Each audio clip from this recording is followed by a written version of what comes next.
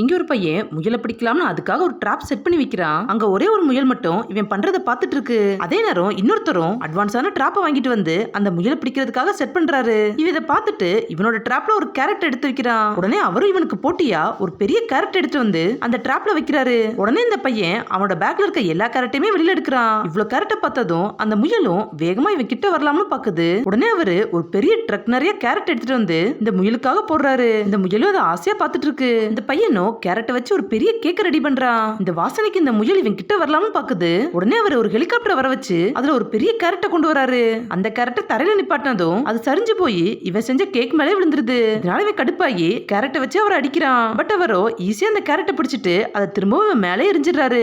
அந்த கேரட் இவன் மூக்குல மாட்டினதால இவன் ரொம்ப கோவப்பட்டு ஒரு ராக்கெட் லான்ச்சர் எடுத்து அவர் அட்டாக் பண்ண போறான். அவரும் பதிலுக்கு ஒரு பெரிய வெப்பன் வச்சிருக்காரு. இவங்க ரெண்டு பேரும் மாத்தி மாத்தி கேரட்டை வச்சு அட்டாக் பண்ணிட்டு இருக்கும்போது இந்த முயலோ நைஸா அந்த பெரிய கேரட் கிட்ட போகுது.